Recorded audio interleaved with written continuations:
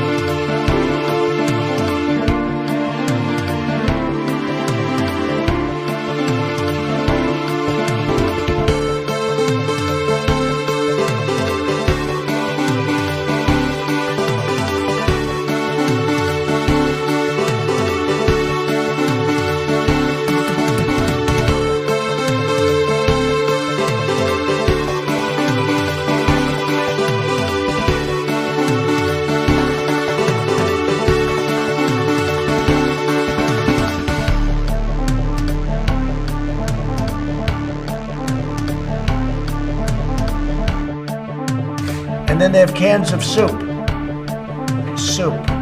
And they throw the cans of soup. That's better than a brick because you can't throw a brick, it's too heavy. But a can of soup, you can really put some power into that, right? And then when they get caught, they say, no, this is soup for my family. They're so innocent. This is soup for my family. It's incredible. And you have people coming over with bags of soup, big bags of soup, and they lay it on the ground, and the anarchists take it and they start throwing it at our cops, at our police. And if it hits you, that's worse than a brick because it's got force. It's a perfect size. It's like made perfect. And when they get caught, they say, no, this is just soup for my family. And then the media says, this is just soup. These people are very, very innocent. They're innocent people.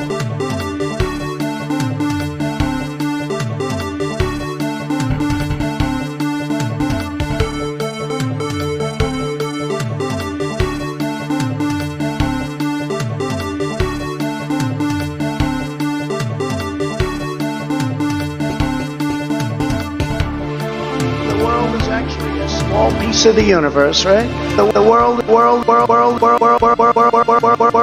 is actually a small piece of the universe, right? The world is actually a small piece of the universe, right? Why attack Sanders? Why? You're getting nervous, man. Calm down. It's okay.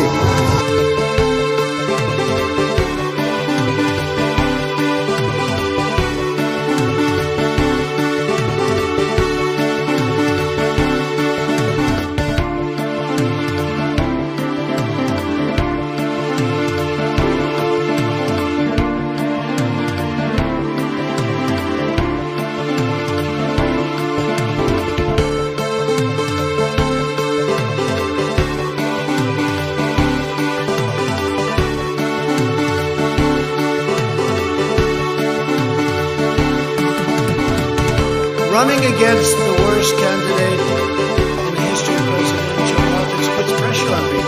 Can you imagine if I lose my whole life? What am I going to do? I'm going to say, I lost to the worst candidate in the history of politics. I'm not going to feel so good. Maybe I'll have to leave the country. I don't know.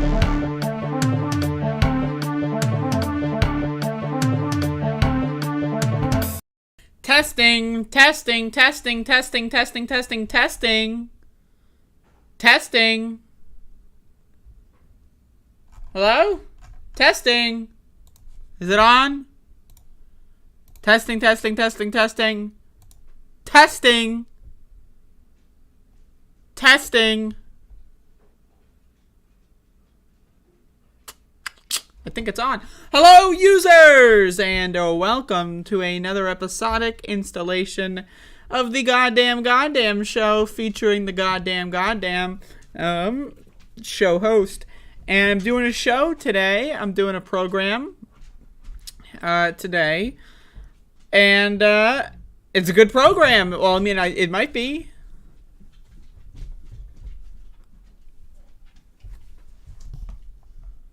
Max, what the heck are you doing? Max, what the heck? So anyway, hopefully everyone's having a good morning, a good afternoon, I suppose, and a morning. But in some places, it'll be the morning, and in some places, they are in morning.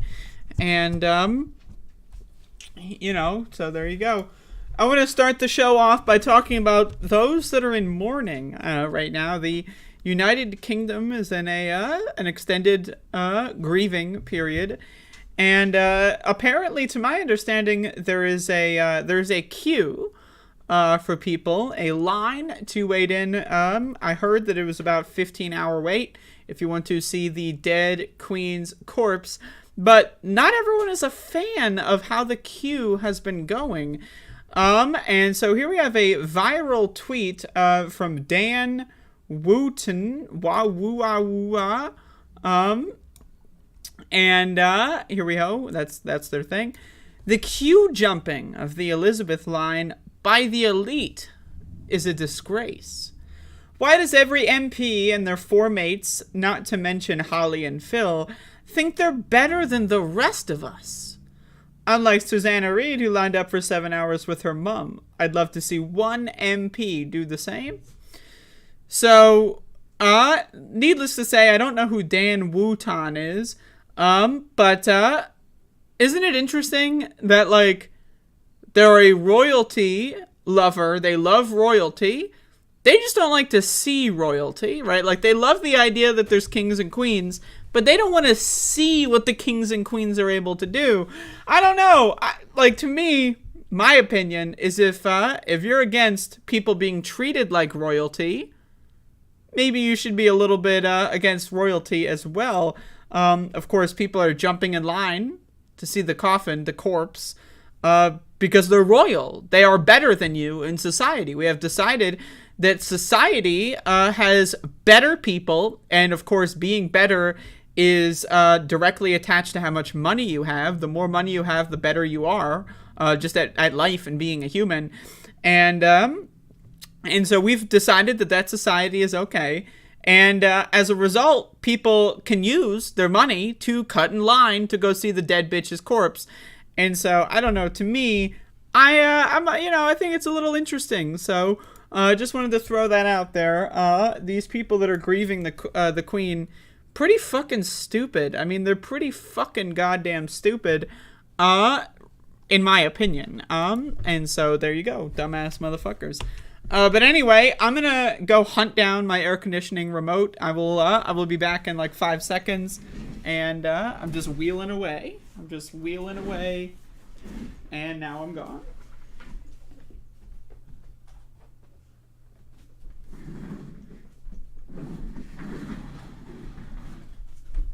All right, I've returned, and I broke. Okay, I have returned. I am here with an air conditioning remote.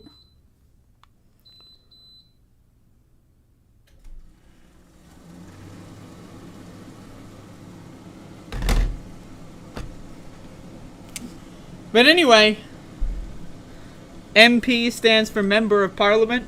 It's like their version of Congress. So we got a show we're doing here. doing a program.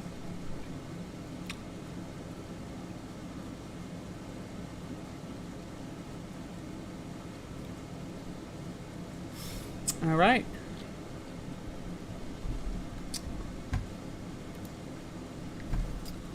So this is a news show, and I'm a news show host.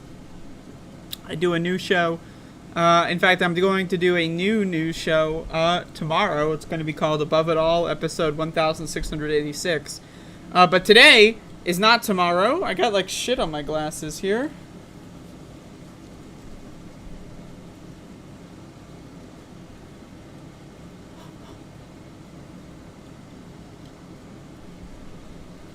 Got like shit on my glasses, you know what I mean?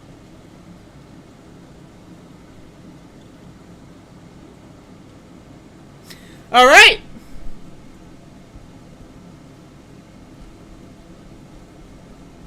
Hello, Andrea 66 Dash Power. Hello, Saul.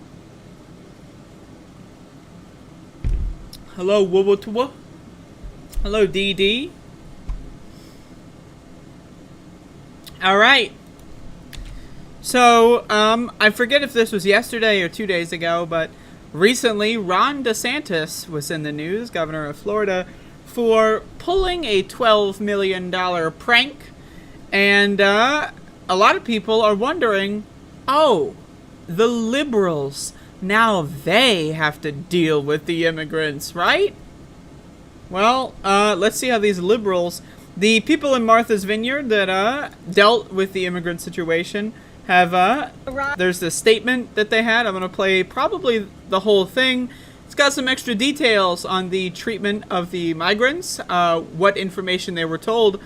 To me, it seems like we could probably attach kidnapping charges against Ron DeSantis. Once again, you know, like similarly to if someone pulls over and says, hey, you want to get in my van? I have candy. Don't get in the van. They don't have candy. Right, but at the same time, these migrants were told, get on my plane. We're going to give you a place to stay. We're going to give you, help getting in the country. We're going to solve all your problems. They were lied to. They were taken advantage of. So it appears that, you know, if I were in charge of the DOJ, I'd charge Ron DeSantis with kidnapping. But either way, let's listen to this statement here. Last night make it clear that they were lied to again and again and fraudulently induced to board. Right, the video is fucked up. Oh, God. To again and again. That wasn't me. That was the video embed. To board the planes. They were told there was a surprise present for them and that there would be jobs and housing awaiting for them when they arrived. This was obviously a sadistic lie. Not only did those responsible for this stunt know that there was no housing and no employment awaiting the migrants, they also very intentionally chose not to call ahead to any single office authority on Martha's Vineyard so that even the most basic human needs arrangements could be made, ensuring that no help awaited the migrants at all was the entire point. Real quick, once again, right, they take people that are immigrating to the country in a legal fashion. This is a legal immigration story, right? Then they cry about open borders. But wait, what? If they're doing the legal immigration process, what, open borders? Those are two different things, but they're just, So, and then they lie to them. We're going to solve all your problems. We're going to get you right straight and away. You're going to get into this country. You're going to have a job lined up. People are like, oh, fuck, that's great news. $12 million later, they arrive in Martha's Vineyard very confused. Provided with a cartoonishly simple map of Martha's Vineyard and the United States and a brief brochure containing snippets from the Commonwealth of Massachusetts website and instructions to change their address with USCIS when they relocated. This is especially troubling as anyone with even the most basic understanding of the immigration proceedings knows that USCIS was not the agency with whom the migrants would have to record their addresses and has nothing to do with their cases in any way. It is clear that this was an intentional attempt to ensure that these migrants were removed in absentia when they failed to change their address with the proper agency. This was a purposeful derailment designed. So once again, it's going to get worse, by the way. So they lied to them in every way, shape, and form. But that's not only what they did. They also told them, in order to make progress with their immigration, forms and stuff, to go to the opposite, as in a entire different organization. Send your paperwork somewhere else so that it will get lost in the mail, and then boom. Now, I don't know. Sounds to me like there's many laws being broken here. Of course, rich people will never be held accountable. No one will go to jail for this, of course, because we don't live in a country of law. We live in a country of anarchy for the rich. You just have to have a certain kind of money, maybe a couple $1 million threshold, and then you can do whatever the fuck you want in this country. Maybe find elected office somewhere, boom. Infinite badge to do whatever you want. Designed to prevent people from complying with federal immigration policies. This is problematic because the state should not be interfering with federal immigration policy. Before they boarded the planes, the migrants were processed by agents of the Department of Homeland Security, who listed falsified addresses on the migrants' paperwork. Agents apparently chose random homeless shelters all across the country, from Washington to Florida, to list the migrants' mailing addresses, even when told by the migrants that they had no address in the U.S. According to the paperwork provided to them, the migrants are required to check in with ICE office nearest to the fake address chosen for them by DHS, or be permanently removed from the United States, with some required to check in as early as this coming Monday. It could not be clearer that this is... it gets worse and worse and worse, this whole scenario. So imagine you go to Massachusetts on a $12 million plane ride to hell, right? And some stupid jackass that works for the government is like, I think you live in Washington. No, the other Washington, no, yeah. So they get dropped off in Massachusetts. Now, again, I'm not sure many people are familiar with the geography of this country. Washington is on the opposite side of the country compared to Massachusetts. You'd have to cross about 3,000 miles to get from Massachusetts to Washington. And you got 3 days, no money, no transport. Maybe we'll buy you a pair of sneakers. Get running, Jack. Is an attempt to ensure that these people are ordered removed, even as they try... Look at this fucking guy over here. This guy is struggling. Oh, my arm is so tired. Look, that guy is having a hard day. So everyone, moment of silence for this fucking guy here. Holy shit. Solidarity with this guy. Hard as they can to comply with the instructions provided to them. There is no other reason to list as someone's mailing address a homeless shelter in Tacoma, Washington, when they ship him to Massachusetts. It is sickeningly cruel, throwing obstacles in the way of people fleeing violence and oppression, some of whom walked through 10 countries in the hopes of finding safety. It is shameful and inhuman. Many of these victims were deprived of medical care despite clear existing injuries. These are human beings who were deprived of basic human rights. To the people who find themselves, these wonderful people who find themselves plane wrecked on our island, I have a message for all of them. You are not alone. We have your backs. We are proud to be here for you. And we've got you. If the intention of those who perpetrated this horrendous act was to create a crisis, you have failed. Their demeanor is kind, their demeanor is grateful, and their demeanor is just that they want to be doing... So, anyway, that's the basic brief here. Not only did Ron DeSantis spend $12 million on this publicity stunt, hopefully ruining people's lives, he probably violated... Again, it sounds to me like that's kidnapping. Like when you say, hey, kid, get in the van. We're going to go see your mama. I got candy in here. And then you take them fucking across the country. That's fucking kidnapping. I don't know, man. Like, it's very clear that they lied to them and coerced them via literally just making shit up to go on that plane ride. But again, is anyone going to face charges for this? Of course not. Because there's never accountability for the rich or the powerful. They can violate whatever law they want. People will forget in a couple days, so no one cares. It's fucked up.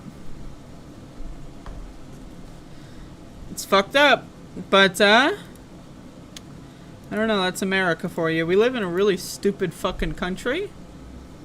Like, I know Ron DeSantis is like, oh, we're going to send him to Martha's Vineyard because Barack Obama lives there, right? But, like, they just also sent them to, like, a bunch of really rich, like, high-profile lawyers that really care about this issue, right? And they're also rich, so they're probably going to fund, you know, getting these people where they need to go, and then use those cases in court, you know, and make their careers out of this. So, I don't know. Seems to me like it's a little bit of a bizarre scenario. A $12 million cock-up sounds like that to me. But, there you go. There you go. So hopefully everybody is, having a good day. What's the vibes at? Like, where are the vibes in the chat right now? Are there any vibes here? Does anyone know? Where can I find the vibes? Like, I'm looking for them. I can't find them. Where are the vibes?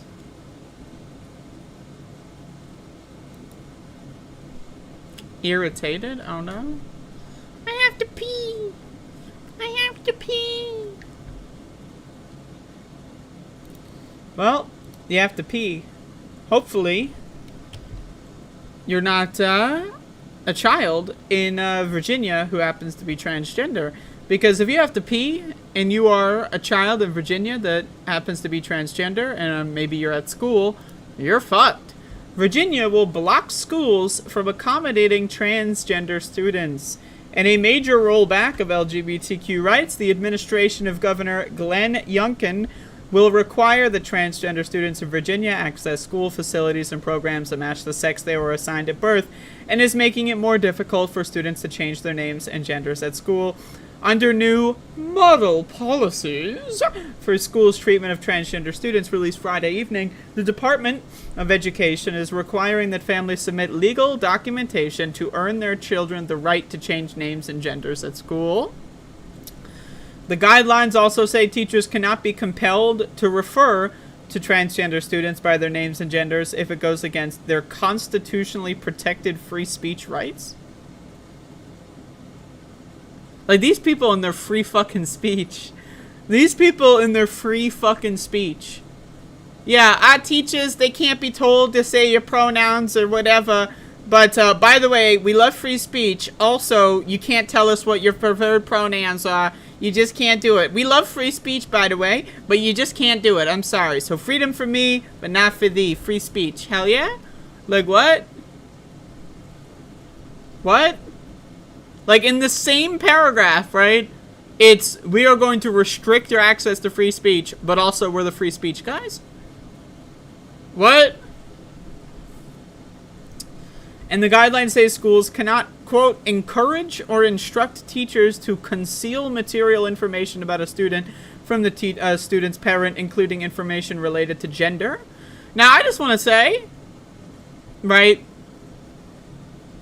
in school, there's lots of situations where children who are abused can get the help that they need at school. And again, like most things, these policies do the opposite of what their intended effect is. Right? Republicans hate transgender people. They want to kill and murder all transgender and gay people. That is their goal. They use it. They use that goal for their politics every day. So again, if you think I'm exaggerating, you're not paying attention, go fuck yourself. But again, they hate them so much, but they can't say, oh, we want to kill all the trans people. So they say, we got to protect the kids. Right? It's like when Republicans talk about, the grooming, the groomers. Right? There have been so many fake reports of groomers that law enforcement agencies that handle child sex trafficking have been less effective and have had less solved cases as a result of them being mass inundated with fake reports of these so-called Republicans saying the groomers, right? So again, their stated goal is they want to protect children. The reality, more children are in danger, right? So in this situation, right, again, a lot of children that have abusive families can have help at school. If you make it mandatory for teachers to tell parents everything the kid says at school, guess what that's going to do? It's going to require, again, if a kid says, hey, my mom does this or whatever, and they're required to go tell the mom, then they're going to be less likely to say, hey, I'm being abused. Hey. I don't know, man. Like, this shit is insane. Like, it's not only is it just dumb, it's bigoted, but, like, it's just, again, it makes everyone's situation worse. Everyone. Like, the parents are not going to be like, oh, we banned the groomers? What? What is the win here? Like, I don't know. Like, what is the stated success? Like, what is happening here? Like, I just thought, like, I have no idea.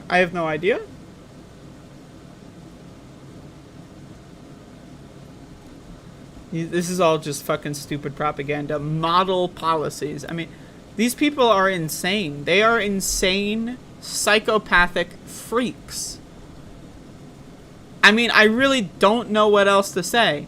Like, it's Orwellian in the literal sense. They're saying that they're trying to protect kids, but as a result, kids are going to be less protected, less resources for protection, less safe, more anxious, more scared, less rights, less free speech rights. While they're saying, no, we're protecting the kids. We're protecting the kids. They're saying one thing and doing the exact fucking opposite every step of the way.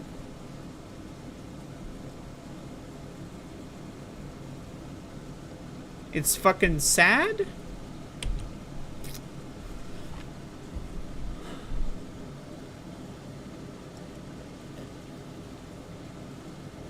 By the way, I hope y'all watched The Nightmare on Elm Street 2 last night. We'll be getting there shortly.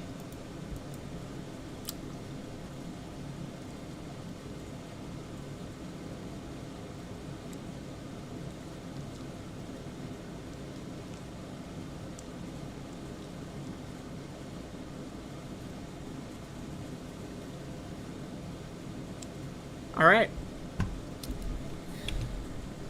So, noted gay YouTuber David Rubin had a little bit of a meltdown on his on a recent broadcast of his, and accidentally said the quiet part out loud.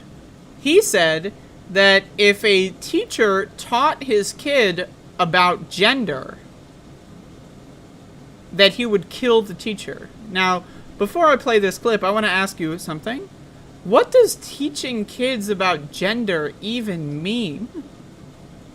Like, if you say she or he, is that teaching a kid about gender? Like, if you're teaching them English and like you're reading them story and it's kindergarten and you say, oh, the girl picked up a thing and then she went over there and put it down, and then one of the kids raises their hand, what does she mean?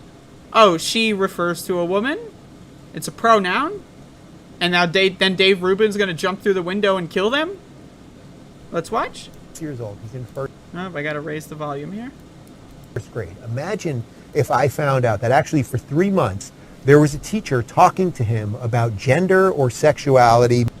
What does that mean, talking to him about gender?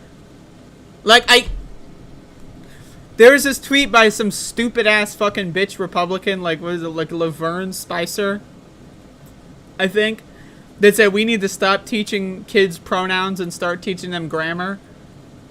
Did anyone see that tweet? Like, she got destroyed, obviously. But, I mean, Republicans literally, like, they're so fucking stupid, man. What does it mean to teach a kid about gender? What the fuck does that mean? Maybe calling him Justine instead of Justin. There are no... First of all, I was going to say there's no situation where teachers would do that. But I actually know a situation when I was in high school, one of the things that, I never participated in gym class. I refused to get naked in front of a teacher, so I failed gym class.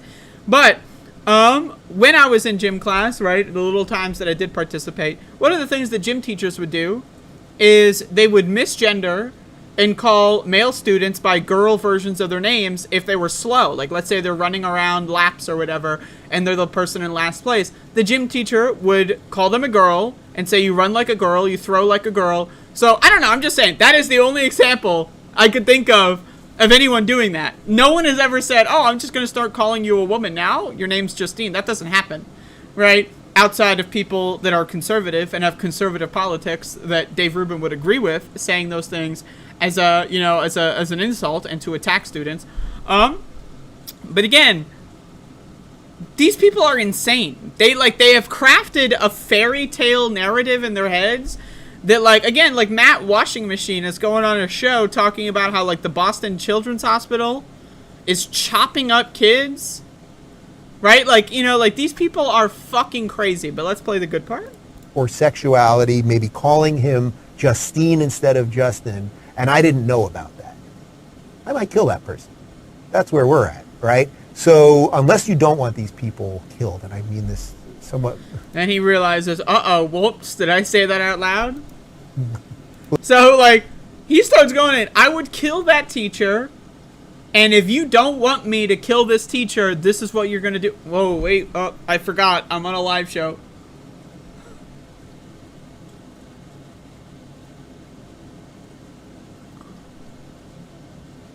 So, now again, no teachers are going to forcefully transition a kid. That doesn't happen. That's not a thing, okay? But let's say a kid feels comfortable at school and they want to say, hey, my parents are abusive.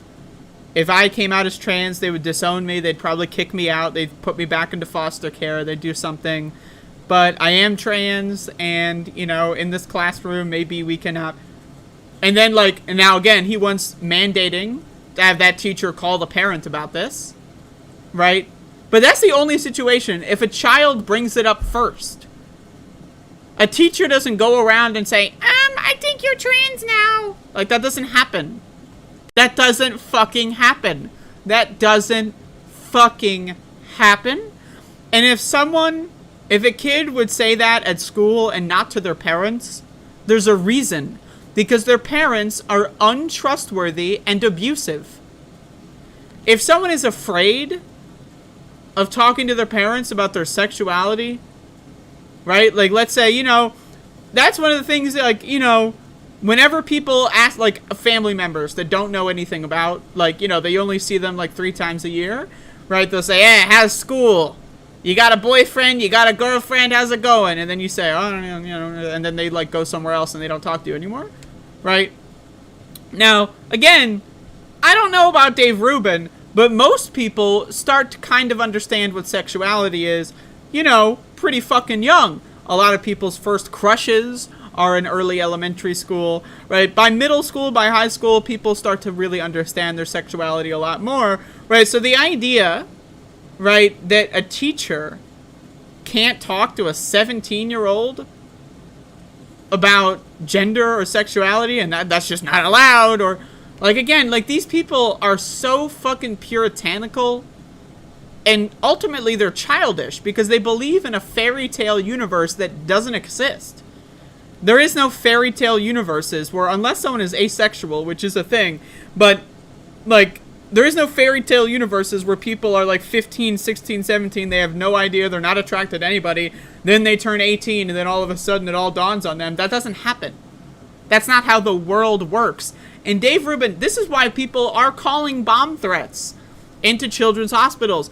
This is why people are going to libraries, threatening to kill parents, threatening to kill librarians. Because of people like Dave Rubin and Matt Washing Machine and Ben Shapiro and all these other fucking freaks that say and make up this crazy stuff, and then they, again, oh yeah, I would kill them. And then it allows the conservatives to see that and go oh yeah, see? So now, okay, Dave Rubin said it's okay to kill them, Matt Walshing Machine said it's okay to kill them. Ben Shapiro said it's okay to kill them. Donald Trump said that they should be. So let's go do it. And then you got someone building a bomb to blow up a fucking children's hospital. So again, this guy is fucking crazy. All of these people, they're fucking crazy.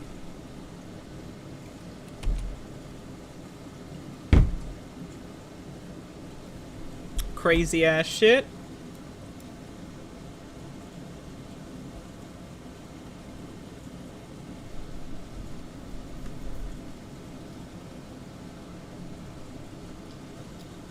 Yeah, like, motherfuckers are like, I don't want my child learning about gender or sexuality. But by the way, I just got my child a cell phone. They're 5 years old, they have a cell phone, and, you know, I don't believe in strict parenting, so no parental control on there. Like, motherfucker, if you give a child a cell phone, they're gonna find out about gender and sexuality pretty fucking quickly, okay? Like, it's just, it's crazy shit. It's crazy. These people are dumb. Dumb as fuck. Speaking of dumb people, and adjacent to dumb people are orange people, and then you got the Venn diagram of orange people and dumb people, and then you got the center, and that's Donald Trump. Donald Trump said some really interesting stuff on the Hugh Hewitt show, and I want to play a clip here, so check this out. I think if it happened, I think you'd have problems in this country. He is responding to a question about what he would think would happen if he were indicted for the crimes he committed. He committed crimes. He was caught committing crimes. He has admitted to committing the crimes. And now he's saying, well, if I get indicted for this. Country, the likes of which perhaps we've never seen before. I don't think the people of the United States would stand for it. What kind of problems, Mr. President? I think they'd have big problems. Big problems. I just don't think they'd stand for it. What do you hear there, George? Do you hear... Whoops. Pressed the wrong button. So anyway, they're talking about this shit. But I don't care about their commentary. It's irrelevant to me. But again, there's going to be big problems. There's going to be big problems? What the fuck does that mean? Now again, I tell you, these conservatives, they are ready for the Civil War. Like, when you look at those Civil War polls, right, and the people are like, yeah, Civil War's coming. Yeah, maybe 4 years, maybe 2 years, man. Yeah, Civil War. Those are Republicans. They look forward to the Civil War. They're stockpiling guns. They're reading all about how the groomers are building a giant legion or whatever. There's like a new branch of the U.S. military called like the USS Groomer Brigade or something. Like, they think that, like, they literally are ready to go to war. Look at January 6th. They were ready to go to war. Someone said, like, there was this guy that went to the Dairy Queen in a clown costume. It was like, I wanted to reinstate President King Trump or whatever. They are ready. They spend their whole lives watching this kind of shit propaganda that gasses them up. They are ready for the war. So Donald Trump going out there saying, if I get indicted, there's going to be big problems. What that means is he is calling for that to happen. He knows there's a good chance he might be indicted. Again, the only thing preventing Donald Trump from being indicted is the shrinkage going on in Merrick Garland's testicles, because he should be indicted and only a fucking pussy bitch wouldn't do so. He broke the fucking law. Go to fucking jail. So anyway, what this is he's prepping. He's telling everybody, I might be indicted. It could happen. And if it does happen, there's going to be bad things. Someone who supports him is going to think, oh yeah, there's going to be bad things going on. Oh yeah, there will be. And they're going to start looking at which office to target. They're going to start looking, oh, maybe I'll join a paramilitary group with my fellow patriots. Again, these motherfuckers are crazy. They are ready for the Civil War. I don't know what to tell you. They are ready for the Civil War. Not only are they ready, but they are willing, they are able, they are excited. And what's the alternative? Bow down? Let the terrorists win? I don't know. Ronald Reagan told me that we don't negotiate with terrorists, but we know what he was doing behind the scenes. But I don't know, man. An orange guy says he's going to blow something up or there's going to be big problems if you hold him accountable. Well, all right. Get out of jail free card again and again. And maybe he'll do a January 6th part 2 or maybe whatever. He just gets to do whatever he wants. Maybe he'll go to Fifth Avenue and kill that motherfucker. Get it over with. So you test the real hypothesis. But again, I can't with this shit. I really can't. These people are crazy, man. They are insane. And they're all over the place. There's millions of them. Millions of terroristic, insurrectionist sleeper cells all over the country. They call themselves Republicans. Now, again, some people love to proclaim the conspiracy that Republicans are half of America. That's not true. They've really never been anything more than like 20%, right? So factor that in. But 20%, that's a lot of fucking crazy motherfuckers. That's a lot of psychopaths, 20%. 20% of the population can do a lot of damage. And they are ready. And they're looking for it. Looking forward to it. So, there you go.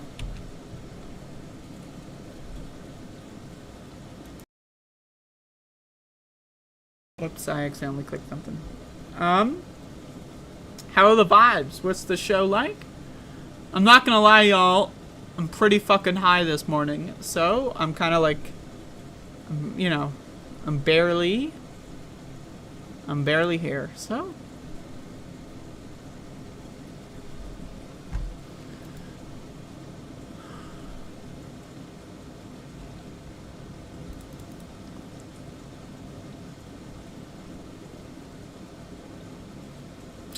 great show so far. Okay. I'll take it.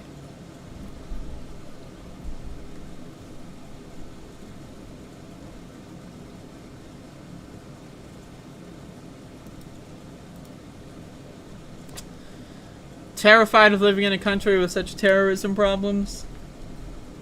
Yeah. Me too. Issa Banger. That sounds like something I would name a character in a story. Like, hello, yes, my name is Issa Banger. Issa J. Banger. At your service? How come you're high every day?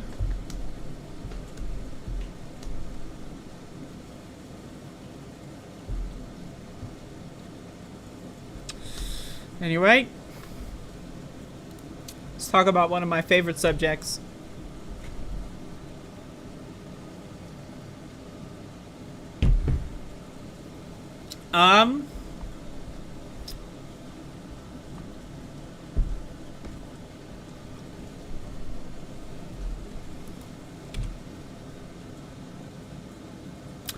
These two charts show America's Christian majority is on track to end.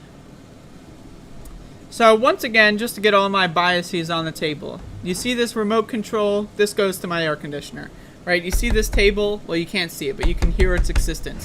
These are my biases, right? Now they're on the fucking table. So with that out of the way, I want to say this. I hate religion. I hate Christians especially. They're the dumbest of the bunch. And I think they're all terrible people. Right, so when I see a headline like this, I'm thinking, oh, hot dog! Maybe America might be worth living in a couple more years. So let's scroll down and find out what's going on here. Eliza Campbell has spent her entire life as a practicing member of the Church of Jesus Christ of Latter-day Saints. Can you fucking shorten that shit? The Church of Jesus Christ of Latter-day Saints? Can we get like a fucking Saj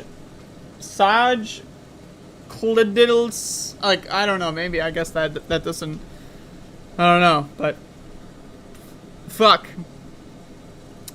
She was born in Utah, a state which the majority of residents belong to the church, and attended Brigham Young University, a private institute, blah, blah, blah. It's part of your whole professional network, your whole emotional community. She said, basically, it touches every facet of your life. That's the thing about these cults, is they breed you into them, and they groom you into them. These are the real child groomers in this country. Once again, religious institutions are one of the largest committers of mass pedophilia in this country, mass child molestation, and rape. They're actually number 2, right behind family members, as far as the progenitors of child rape in this country and across the world, right, are religious freaks. They love to rape children frequently, and they do it with extreme ease. But even in the non-sexual sense, adults groom their children into believing in Santa Claus for the rest of their lives. And that does a lot of mental damage. Not being able to tell what's real and what's fake, and telling kids, this is real, you can't see it, you can't hear it, you can't interact with it in any way, but it's real, it's real, it's real. We wonder why this country has such low rates of media literacy. Look at the numbers on religion. People read the Bible, cool storybook, and they think it's real. That's like imagine if I'm reading Yu-Gi-Oh! And I think that, oh, there were actually the Blue Eyes White Dragons. They're real. The Dark Magician is real now. They're real. No, it's a story. Someone made it up. Now, it could be a good story, like in the case of Yu-Gi-Oh!, or it could be a horrible story in the case of the Bible, but it's a story nonetheless. And so we wonder why media literacy is so horrible in this country. It's because kids are taught at a young age to, if it's in words, it must be real. If you read it, it must be real. Why would someone lie? America's Christian majority is facing steep declines. Christianity remains the majority religion in the United States and has been since the country's founding, but it's on the decline. A new study from the Pew Research Center shows that Americans' Christian majority has been shrinking for years, and if recent trends continue, Christians could make up less than half the U.S. population within a few decades. Now again, not only in this country are there Christians, there are other religions too. I think all religions are bad. Personally, I think they're all garbage. But I live in the U.S., so Christianity is the most dangerous to me. I just wanted to factor that in there. The study found that Christians accounted for about 90% of the population 50 years ago. But as of 2020, they're 64% of the population. Now again, 80% of Americans believe in God. 64% of Americans are Christian, so there's about 16% delta of non-Christian godheads. Quote, if recent trends in changing one's religious affiliation hold, we projected that Christians could make up between 35 and 46% of the U.S. population in 2070. I can't wait that fucking long. I want to tell you this much. It is my life goal to eradicate religion to the furthest extent that I can capably do so with my power at all. I'm not waiting until 2070 for 46%. Fuck that. Fuck that. We're getting 46% by the end of this decade, or else I will be very fucking upset. 2070. I'm not waiting that fucking long. I'm not living my whole life dealing with these Santa Claus believing, Easter bunny worshipping, freak show, tooth fairy loving fucking freaks, okay? That is fucked up. We will not as a society make it to 2070 if these people are still believing in the Easter bunny. Anyway, let's look at the chart. So this is where we're at in 1972. This is 2020. Pretty good decline. I might buy the dip on this one, or maybe I'll wait. Scenarios. This scenario imagines no person in America has changed or will change their religion after 2020. Even then, still going down. 46% steady switching. Movement into and out of Christianity remains stable at recently observed rates. That is, in each new generation, 31% of Christians become religiously unaffiliated before they turn 30. Rising disaffiliation with limits. Rising disaffiliation without limits. In each new generation, A growing share of Christians switch out before they turn 30, while a shrinking share of nuns switch in. No cap is imposed on the switching rates. So this is my ideal. But either way, I'm not waiting until 2070. Right? I refuse to participate in a society that has a majority of Christians in this country going forward. I'm sorry. They had their chance. They had their chance. What did they spend the 1980s doing? Oh, trying to kill people in the LGBT community, denying the AIDS epidemic, so on and so forth. What were they doing in the 1990s? We're talking about people that are alive today, okay? I can go back, but we're talking about people that are alive today. What did they do in the 1990s? Oh, remember Don't Ask, Don't Tell? Well, what was that? Oh, right. That was if you're in the military and someone says you're gay, you'll get fired from the military because everyone else thinks gay people are rapists and they don't want to be raped in the middle of the night because that would happen if you're gay. What? What was happening in the aughts? Right? Even more fucked up shit. Democrats in 2008. Remember Joe Biden and Barack Obama? Hillary Clinton proudly declaring that they hated gay people? And that got them votes. What do we deal with in the goddamn teens, the tens? Does anyone have a good idea how we call that decade? The fucking tens? Who does that shit? Hey, I was in the tens. It was a good time back then. No, no one does that. Anyway. What happened in the tens? The Supreme Court gave us a couple of good stuff. But other than that, it just caused an extreme backlash. What's going on right now with these motherfuckers? These religious fucking freaks. Gay people have been getting married in this country for like less than 10 years. And these religious fundamentalist freaks want to just burn everyone at the fucking stake.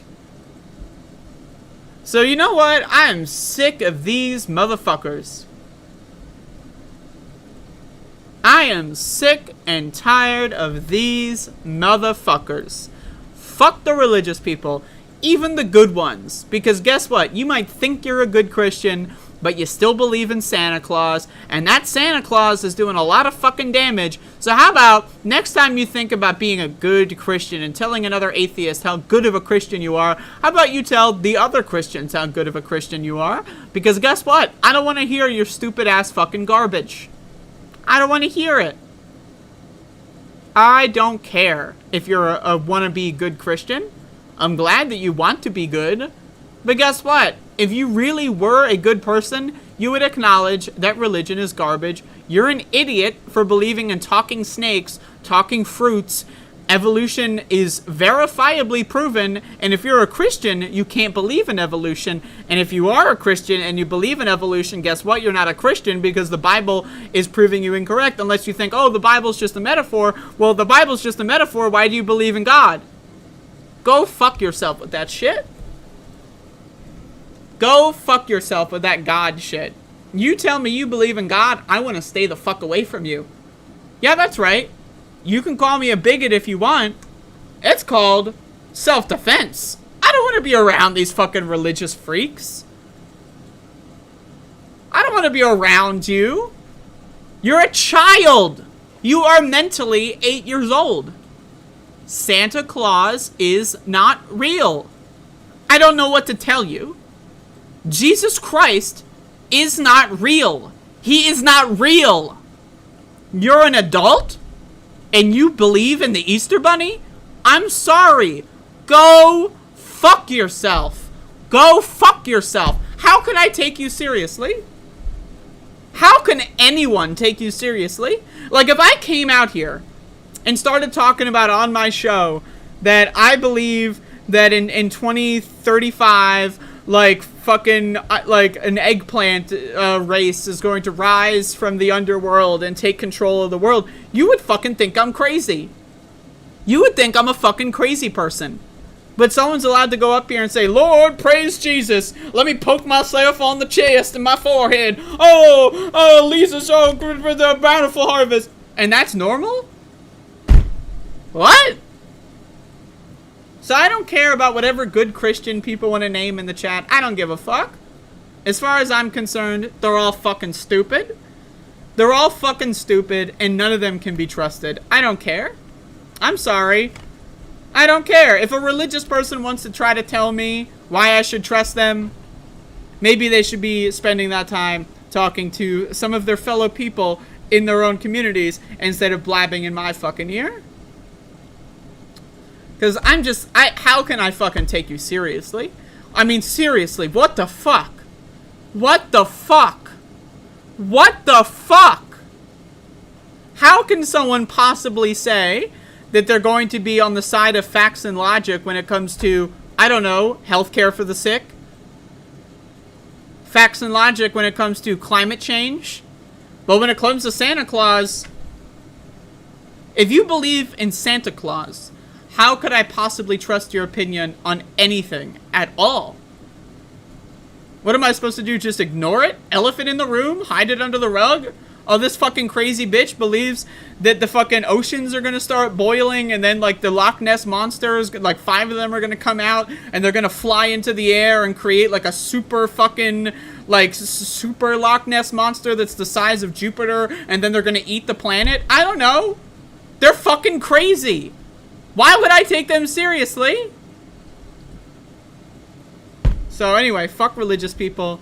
I know y'all can bitch and moan. Oh, there's a good one, I promise. Just wait. Just wait. You think there's a good religious person? Just fucking wait. I guarantee you, you're gonna find out the hard way, just like I have, that all of these people are full of fucking shit.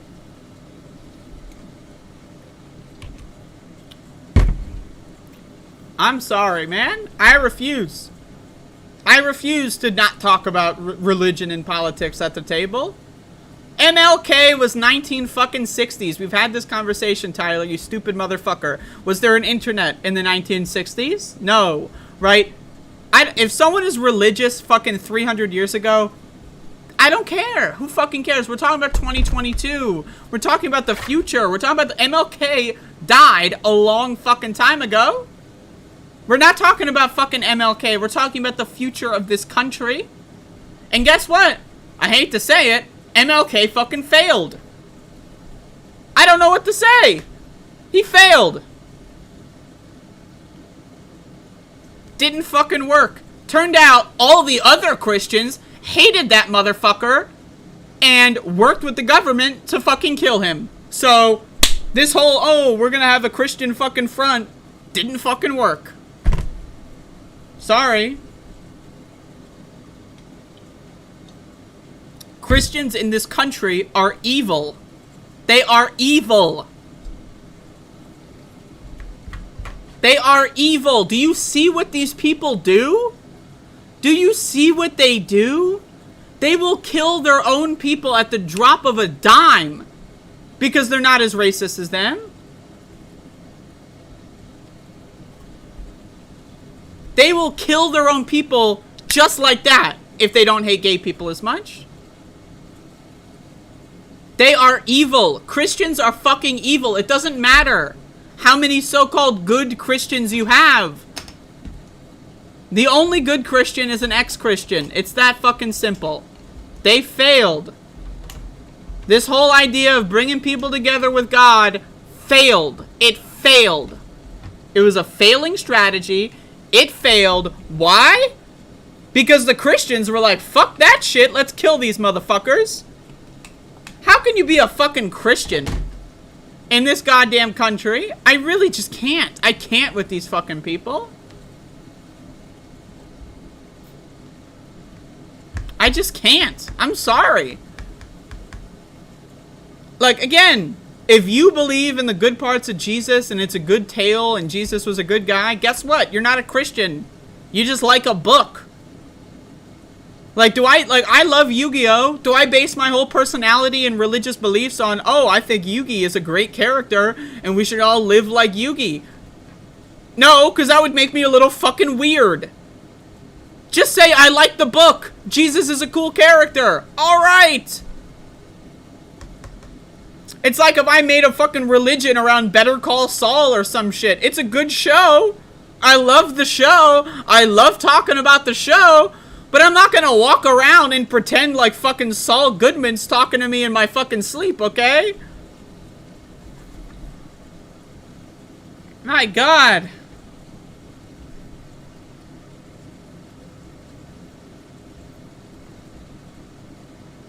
Yeah, people love trotting out the good religious person. They love, oh, the good one, the good one. I'm sorry. I don't care. I don't care. To me, it's like the 1% of climate scientists that say that climate change is no big deal. Like, okay, you can be loud, you can be whatever. At the end of the day, 99% are fucking garbage. They're fucking garbage. So fucking cry about it. I don't care. Fucking get triggered. Cry the fuck it. Oh, someone made fun of a religious person. Oh, I'm so sad. Cry about it.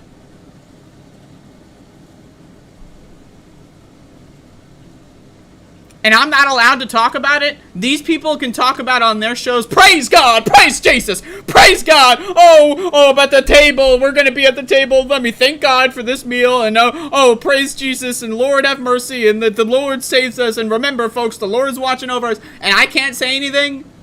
I can't say anything about that because I'd be rude. Whenever I'm watching a fucking stream and then someone is like, they're ending their stream or whatever and they're like, all right, have a blessed day. Fuck your blessed day. Fuck you. Fuck you. Fuck you. Fuck religious people. Fuck them. Fuck you. Fuck your cult. Fuck your stupid shit. Religion is garbage. I don't know who they are. And I'm sure they do a great show. And I'm sure it's a fun show. And I'm sure it's wonderful. But guess what? I'm not going to watch it. Why? Because I don't have time to watch other political shows in general. But two, I'm not going to fucking watch. Like, I would rather, literally, I mean, like, let's just be honest with you. Like, if I'm going to watch a political show, I'm not going to watch a religious person's political show. I'm just not going to do it. So, I don't know. And then not to mention, religious people, guess what? They kind of are the dominant force. They control government. They control society. They control our schools. They control everything in the world. At least in this country. So, you know what? I'm sorry for speaking out. Tyler, I don't know why you're calling me a fucking tranny. I don't know what the fuck's going on with you right now. You're having like your own little mental health crisis. But, right, I don't know what's going on with these religious people. I really don't. You see the world out there and you think, oh, God has a plan. God's watching us? Like, you ever meet these fucking copers? They're coping hard. They are coping hard. God has a plan. Times are tough. God has a plan. He's watching us. He's watching us. He's got a plan. And yet, my mom's dead? That's a cool fucking plan, God. Thanks a lot. Oh, God has a plan. Oh, okay. Great. So far, so good. The plan is working just fine. Fucking God has a plan. And then then God finds a way. Everything happens for a reason. What? Like, how the fuck do these fucking people that suffer tragedy, how do they turn to God? Like, oh, did something tragic happen to you because you weren't looking at God? Well then, what the fuck kind of God is that? That sounds like a fucking mob boss. Like, what the fuck?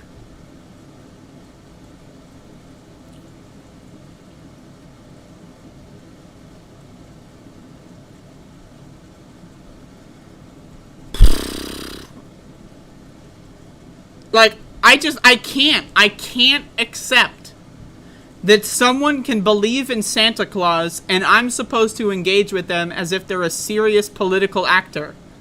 If we're like watching movies or some shit, fine. If we're like playing video games, that's fine. I'm down to talk about video games, music, movies, or the religious person, whatever. But politics is a serious fucking thing for serious fucking people. If you don't know anything about the climate and you're talking about climate change, I'm not going to pay attention to you. In the same way where if you think that evolution is wrong and that the earth was created 5,000 years ago, I'm not going to talk to you about what would be the most useful area to spend our money on, mental health or police. Why? Because you don't listen to reasoning. You don't listen to fucking logic. You just don't. And so how the fuck am I going to have a reasonable political conversation with someone who's religious? I don't know who this is, Donald James. I'm sure they're a great host. I'm sure they do a wonderful show. And I'm sure they think God is talking to them in their head. And I'm sure that if I watched their show, they would come out at some point and talk about how God's praising them or whatever. And I would just be weirded out. And I'm sure that I could learn something. And I'm sure of all these things. But I don't have time to watch news shows. I just don't. My favorite political show is The Majority Report. I haven't watched The Majority Report in like 6 months. I just don't have time for that shit. Tyler, I don't know why you're telling me I'm being unreasonable when you're fucking like calling me a tranny in the chat. Like, come on now. Maybe I am unreasonable. But you know who else is unreasonable? These fucking weirdo freaks that want to tell me about their God. And I don't know. I think my reaction is pretty rational. I'm not pretending. I'm not hiding the ball. I'm saying what I feel. And what I feel is that these religious fucking people are freaks. Like, when I participate in a political conversation, right? I have facts. I have data. I have evidence. I have studies. How am I supposed to have a logical political conversation with someone that believes in Santa Claus? I want you to explain to me. Like, I want you to explain to me, how are we going to talk about serious issues when the guy on the other side believes that Jesus is a zombie and rose from the dead, but then ascended into the sky, and there's no evidence of this? And by the way, the world is 5,000 years old. Like, how am I supposed to have a factual conversation with that guy? Like, I can't figure it out. I would go on anybody's show. I would have a conversation with anybody. But again, this is my show. I say what I believe on my show. I've talked to religious people before. I've participated in religious movements before. I have a lot of people that I know that I consider myself friends with that are religious. They know my opinions if they watch my show. I don't talk to religious people like I want to kill them. I know how to participate in society. This is my show. This is my opinion. This is how I think. I don't know. I'm not going to censor myself on my own show. That's not my thing. And I'm sure other people don't want to censor themselves on their show. And so if a Christian wants to invite me to have a conversation, I'm down to talk about things. But I guarantee you, in the back of my mind, I'm going to be thinking, this motherfucker believes in Santa Claus and zombies. I'm going to think, in the back of my mind, this motherfucker thinks the Night of the Living Dead is a documentary. Like, I don't know how why is it that the onus is on the atheist to suspend their disbelief? You know what I mean? Anyway, we're going to talk about A Nightmare on Elm Street 2 in a little bit here. But, you know, I always go off the rails on religion. But again, until someone can explain to me how I can have a logic-based conversation with someone that believes in zombies. Hey, Tenzing. They believe in zombies? The MLK remark? What is there to say? What is the edgelord? Acknowledging that MLK was shot and killed? How is that being an edgelord? He was shot and killed. Where's the edgelord?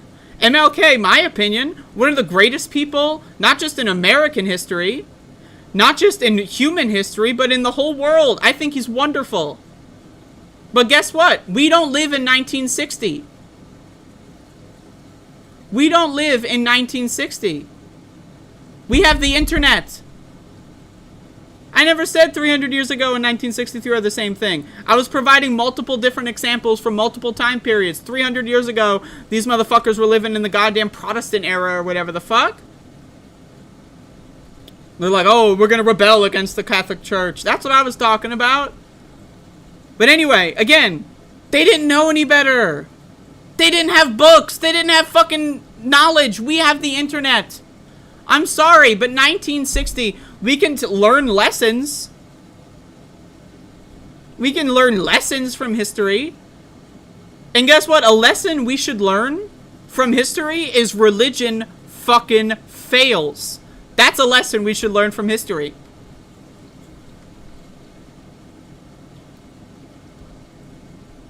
I don't think religious people are irredeemable at all.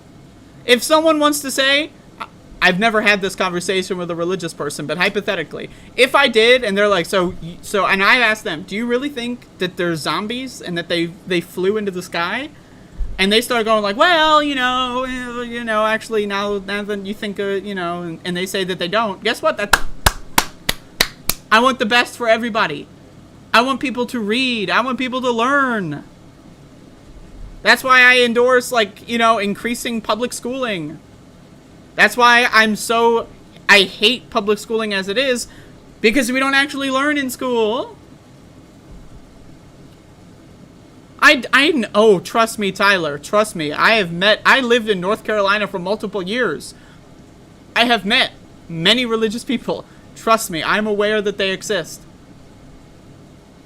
Andrew Kohler, $5. Shout out to the atheist, gay, communist, Bayard Rustin, who organized the March on Washington in '63, where MLK delivered his most famous speech. There you go. Shout outs. And that's what's great about MLK, is he did cross-class, cross-race, religion organizing, and that's why the Christians and the government and the white people got him killed. That's why they murdered him, because they did not like that. I don't know why that shouldn't not be acknowledged. We have to learn why people were executed by the government. We have to learn why people are getting shot and killed by Christian fundamentalists. Because we're not learning. What are we doing? Are we trying to do MLK Part 2 and not learn any of the mistakes? Learn any of the lessons? I don't know, man.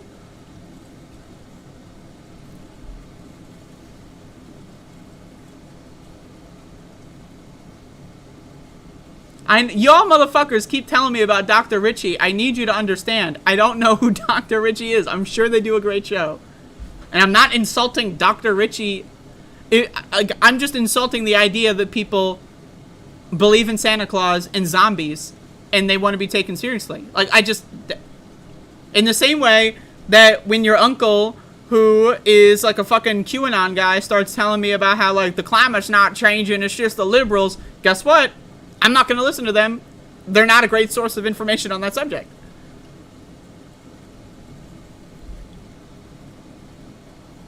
What I'm doing is basically ACAB. Absolutely. I agree. If someone wants to quit, if someone hears me say ACAB and they're like, fuck, this person is right. I gotta get out of here, and they spend 6 months and they start uncovering all this shit about their own force, and then they leave the force. They're a great fucking person. They're a goddamn hero. They're a hero. People that learn and improve themselves, they're fucking heroes. Can you be friends with a Christian if they... I can be friends with Christians even if they do that stupid shit. I go over people's houses and they start grabbing my hand without my consent and let's pray to God, and I'm like, I'll go along with it. But again, this is my show. I need people to understand. This isn't... I'm not building a political revolution on my show. I'm not fucking organizing with Christians on my show. I'm not fucking having I'm not I'm talking to 30 fucking people from my bedroom. You know what I mean? This is my show. This is, this show is not anything other than for me to talk about the news and blog. That's it. That's the show. I mean,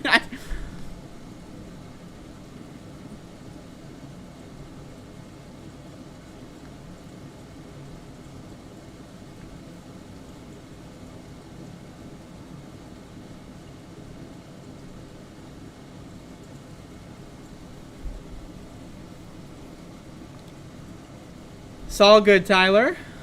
But I'm just letting you know. I get 1 free notes. You won't see it coming. At any point, you're going to say something. I get a free one. Oh.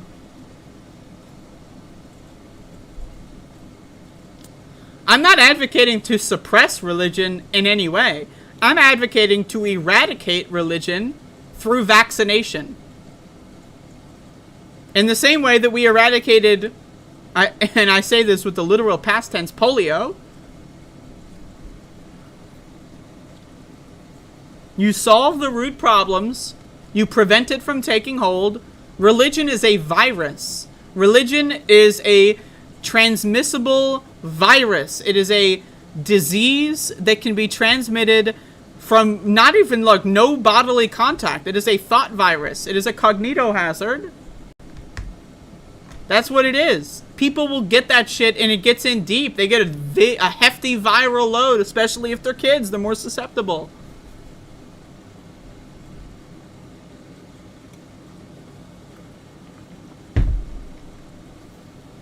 Anyway, that being said, now that I have said my piece on religion,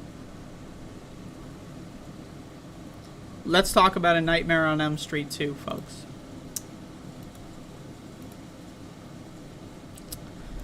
Alright, everybody, so we are back in to the Spook-6 mode. We are here once again, and I said this yesterday when I reviewed A Nightmare on Elm Street, that last night, yesterday I said this night, this evening, tonight, one of those words I said, I was going to watch A Nightmare on Elm Street 2. I gave people the opportunity to watch it last night so they could be fresh.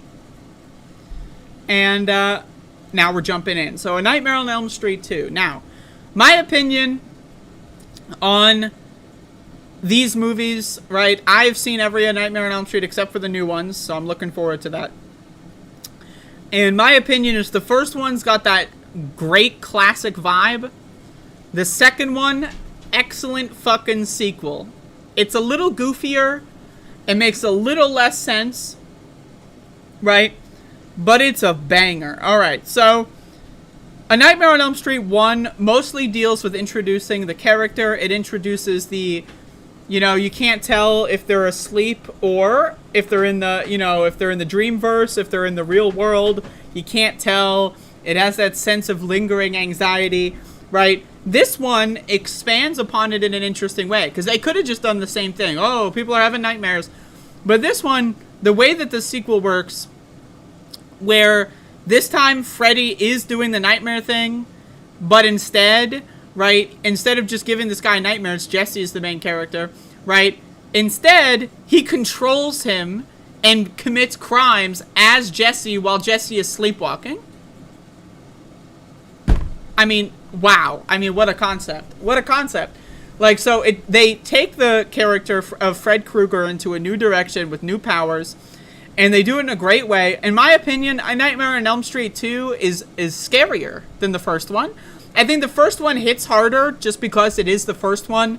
It's always difficult for a sequel to kind of shake the game a lot, you know?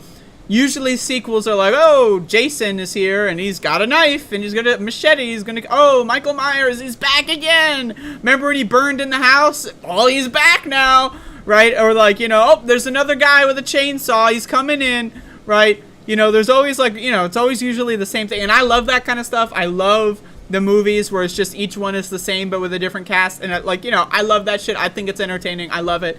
But A Nightmare on Elm Street always stuck out to me because they try something different every time. And, well, at least, you know, at the start they do. So anyway, Nightmare on Elm Street 2. I love the opening scene with the school bus. I love how the main character, Jesse, is, like, sweaty as fuck all the time for no reason. That motherfucker is so sweaty all the time. Wow. Like, how did they even get that? Did they, like, throw him in a pool before every scene? That guy is a sweaty motherfucker. But anyway, I love the school bus, and I love how the start of the movie and the end of the movie is identical. That's one of my favorite things about these movies, is the endings, how they always end. Like, they don't do the happy ending, they do the reverse happy ending, where it's like, you have no idea if anything in this movie actually even happened. Who knows what the fuck's going on? I love that style of ending. So anyway, Nightmare on Elm Street 1 did that with the car scene. Nightmare on Elm Street 2 with the bus scene. I love it. I think it's great. I love when they do the fake out. When Jesse starts freaking out, hey driver, pull over, but then they do, and they just pick up some other guys, and his friends are like, oh, you're a little freaked out, buddy. Right, so anyway, I also love in this movie, one of my favorite parts is they introduce a diary of the character from the first movie. For those of you that don't know, if you didn't watch the movie last night, I mean, shame on you. By the way, cue up Dream Warriors. That one's my favorite, Nightmare on Elm Street 3. I'm going to watch that tonight. I'm looking forward to that. I love Dream Warriors. But anyway, I'll talk about that more tomorrow. But I love that they find a diary. They just kind of made it up. Like, there's no area, really, in the first movie where she's writing in a diary. But it's, like, a great way, like, to fast forward. You know, like, we already know Fred Krueger. We've already seen the first movie. Right? So it allows them to, like, kind of go where, like, you know, catch up with the rest of the class. And then they start introducing new stuff. Right? Like, the one character, the girlfriend to the main character, you know, finds the scene where Freddy was killed, and they can go there to, like, you know, summon him or what, some shit like that. It's all really good. I just love, this is a great sequel. You know, A Nightmare on Elm Street, to me, it just sticks out as one of those classic 80s cheese fest horror film franchises, and this one just sticks out as one of the more interesting ones. I love how the core concept of sleeping. Right, and then the main character basically falls asleep because he's staying up all the time, but then he starts sleepwalking, and that's when Freddy starts to control him, right, and, like, he commits the murders. I love, like, when he killed that gym teacher, because that guy was such a fucking prick, by the way. I hated that character. I don't know if, like, I don't know what they did to him, like, as far as the character goes. Like, I don't know what's going on, like, that bar scene when he walks into the bar, and, like when he's sweaty-ass Jesse is, like, barely clothed and walks into the bar. That's a great scene. And then the gym teacher, like, fucking steals him and kidnaps him and brings him to the school. How did they get there? Why? Really strange stuff.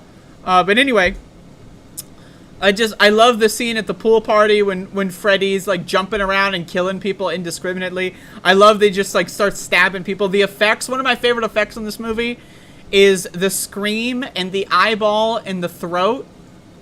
Damn, that shit scares the shit out of me. It scared the shit out of me last night. I was like, whoa! When that motherfucker is screaming and there's an eyeball in his throat. I love the effects of Freddy jumping out of, like, the Jesse body. Like, they build, like, this wax doll or something of Jesse and then melt him, and then Freddy just kind of jumps out of the body and, like, his head comes. It's just great. The thing about these movies, the early ones, is that they're all, like, practical effects. I don't really know if there's much CG in this, or if any, but most of it seems practical. A lot of, like, you know, trickery with that kind of stuff, and it's just all really fun. I mean, this is a fun movie. It's a great sequel. My opinion, I don't know, it's harder to say when a sequel is better than the first one, right? Because, like, because that implies you could watch the sequel without watching the first one, right? When you watch part 2 here, Nightmare on Elm Street 2, it implies that you've seen the first one, right? So with that in mind, I think that this movie is an improvement, right? You want to watch them in order. You got to watch them in order, right? You got to watch part 1 before 2. You got to. And if you just jump into 2, you might have a good time, right? But, like, if you watch them in order, I think that we're on a great trajectory. My opinion is Dream Warriors, Nightmare on Elm Street 3. That's my favorite. And I'm looking forward to seeing it again tonight. Is it still my favorite? Maybe I'll change my mind. I don't know. But if anyone wants to catch up and watch these films, you should do so tonight. Watch all 3. They're on HBO Max. All of them except for 4, I believe, are on HBO Max. So you're going to have to find that somewhere else. And also, I'm just throwing this out there. If anyone wants to give me any money to buy horror movies, I mean, I'm renting a lot of the stuff out of pocket. I might have to buy some shit on Blu-ray or whatever. So if anyone wants to do any sort of contribution to me, the The links are in the description. I'm going to post them in the live chat now. You know, if you want to contribute to me buying a Blu-ray, I'm considering buying the Blu-ray collection of Friday the 13th, because those are like on all different platforms. I don't know, that's kind of a mess. So if you want to help me out with that, that would be cool. I would appreciate it. If not, that's fine. But again, I love A Nightmare on Elm Street 2. I just think it's a great movie. The effects, I think they explore different terrains, right? In summary, different powers. They do sleepwalking instead of like the killing them in their sleep thing, right? It's a little bit of a different tactic. I love this poster, by the way. Like, it's just cool. I love the original posters. I think they're great. And it's a great movie. I mean, Nightmare on Elm Street 1, Nightmare on Elm Street 2, two bangers. That's really all I got to say. So, once again, y'all, this year I'm planning on doing 50 horror film reviews. And so at least one every day. So, there you go. At least one of these every day from now until I hit 50. That was number 2. We're going to be doing some franchises, some new movies, some movies I've never heard of, right? So, but whenever I know what movie I'm going to watch the next day, I'm going to provide people an opportunity to watch it as well. I'm not doing any group watches or anything. That's not really my thing. And maybe at some point, but not today, not this year. But, you know, if you want to watch A Nightmare on Elm Street Part 3 tonight, I will review that tomorrow. Should be great. Should be fun. If you have any horror movie recommendations, feel free to let me know. And there you go. Check them out. But that's the show. It follows, in my opinion, quick review. Maybe I'll watch it again at some point, but quick review. It follows. Great idea. The first like 40% of the movie, I love it. And then it drops off a cliff. I think overall it's a good movie, but there's so much in it that just triggers the shit out of me that I don't know. I'll watch Clerks for sure, but I don't know if it's a horror movie, so it won't be for a while.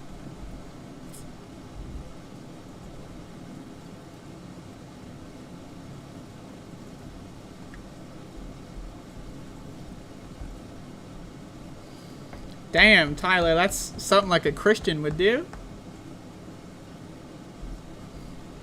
Hey, let me catch up on the chat here before the show ends.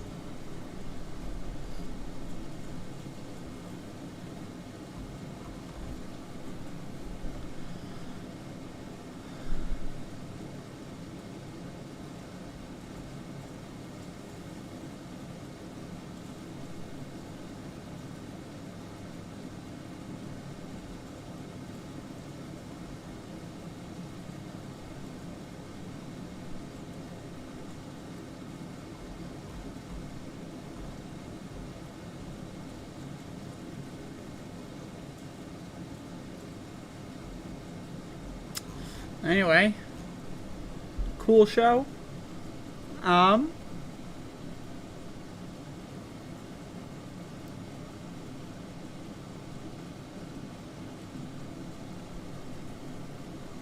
Did you hear about the cat? No, I did not. Give me the cat scoop.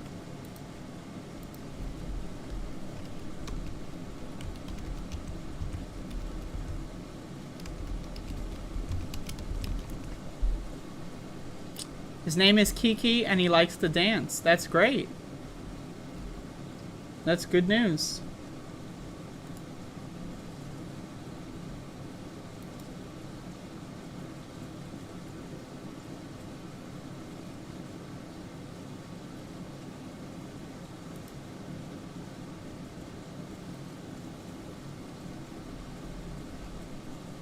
Max the cat? I prefer Max the dog. Max! Max!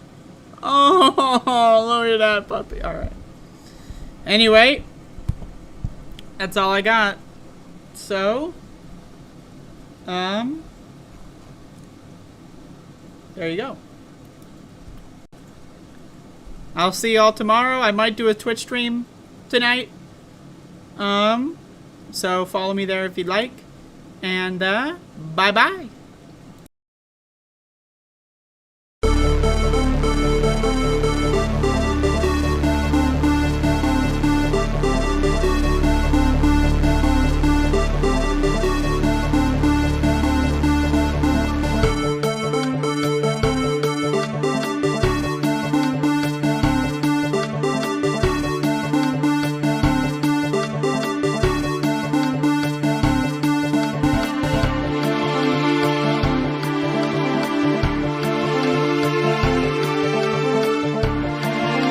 And then they have cans of soup. And they throw the cans of soup. That's better than a brick because you can't throw a brick, it's too heavy. But a can of soup, you can really put some power into that, right? And then when they get caught, they say, no, this is soup from my family. They're so innocent. This is soup from my family. It's incredible. And you have people coming over with bags of soup, big bags of soup, and they lay it on the ground, and the anarchists take it and they start throwing it at our cops, at our police.